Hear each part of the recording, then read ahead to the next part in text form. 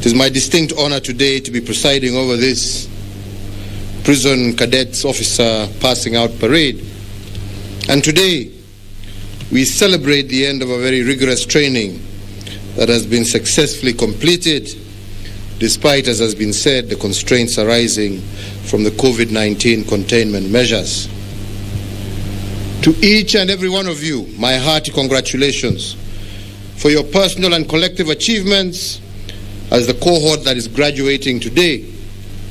And let me also register my very deep appreciation to the trainers who have coached you, mentored you, and instructed you over the last 13 months of your training. Your tremendous effort has today borne bountiful returns. So, ladies and gentlemen, the advent of the Constitution of Kenya 2010 ushered a new dawn for every aspect of our national life, and correctional services were part of this. This national covenant demanded dignity for all citizens, and in that regard, we continue to steer institutional reforms of the Kenya Prison Service to meet the visions set under our new Supreme Law. A key plank of these reforms has been to reposition the service from being a mere custodial institution to a correctional facility. Indeed, under the leadership of the State Department and Ministry, the service now places greater emphasis on rehabilitation and reintegration and the reduction of the tendencies of convicted criminals to reoffend. We are undertaking this solemn national duty so as to support those of our citizens who offend the law to realize the impact of their actions on society and to instill in them the need to be responsible and accountable in their choices and actions, and to make positive changes for the future. Indeed, to anchor the ongoing reforms, where philosophically the place of incarceration has transformed from being that which seeks retribution to one that seeks restoration, rehabilitation, and reintegration. And as such, new services and their attendant skills are required of this institution. These include risk assessment and counseling, which is why my administration has continuously provided support in recruiting specialists, professionals, indeed as is attested by the cadet officers who are passing out today. These cadets who are passing out today are the latest addition in our quest to foster the capacity of the service in discharge of its national duty as a key institution in the criminal justice system. And in that regard, I urge each and every one of you graduating today to honor with fidelity the ethos of the service in all that you do. Indeed, as a key player within our national criminal justice system, the Kenya Prison Service, success requires close collaboration with other players across the entire length of the criminal law process. And I note with satisfaction that the feedback that we have received from these players in the system has been unreservedly positive. And I commend, through you, Commissioner General, the service for building strong linkages across the criminal justice system. In keeping with the vision of a prison service that directly contributes to social economic development of our country, I am also very happy that the service is indeed now making important contributions to the Big Four agenda, particularly in terms of food security and manufacturing. Currently, there are 1,400 acres under commercial maize production, and a maize processing plant with a capacity of 30 tons per day is under construction at Naivasha Prison.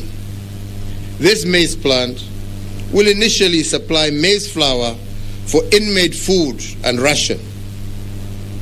Mwea Rice Farm is also being transformed into a model farm for rice production, with its size now being increased to about 200 acres.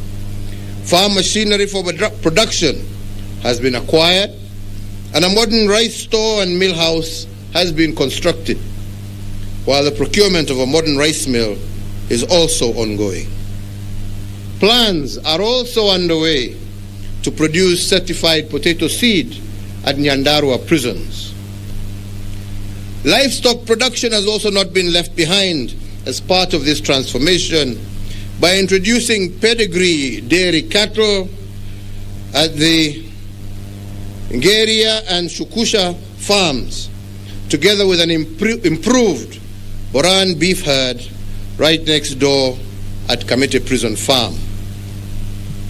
Other areas of reform include tea production at Kericho and Uruku prisons, vegetable production at Embu and Roiro prisons, sunflower production at Kisumu and Kibos prisons, and hay production in Ngeria and Shikusa farms.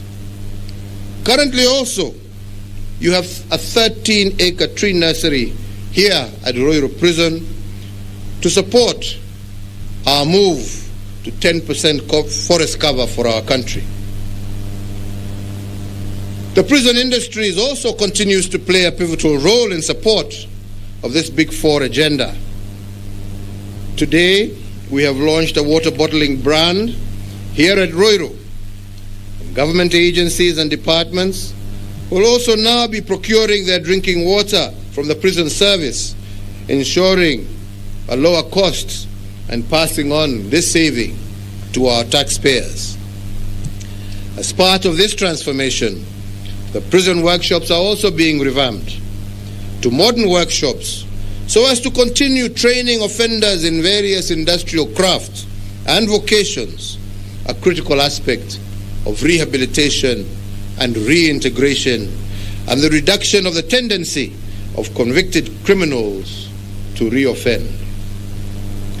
The above are just a few examples that demonstrate that even though the offenders are within correctional facilities, they are not excluded from personal development and also can make valuable contributions to and achieving our shared aspirations.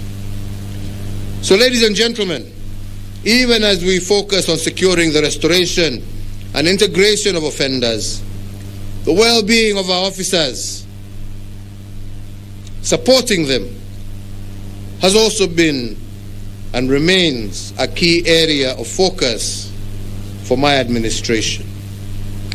I am pleased to state that we have made significant progress in uplifting the benefits and standards of living of our officers and their dependents.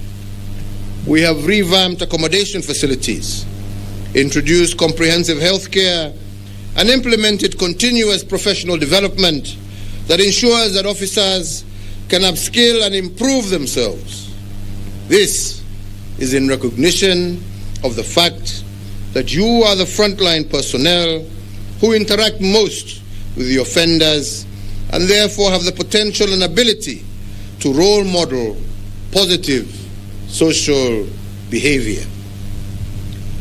To further enhance the medical and wellness infrastructure supporting the personnel of the service who undoubtedly bear the burden of duty and sacrifice, today we will be launching the construction of the Kenya Prison Service Hospital, which I will be groundbreaking, and I direct that this should be finished and ready for operation on or before the end of Q1 2022.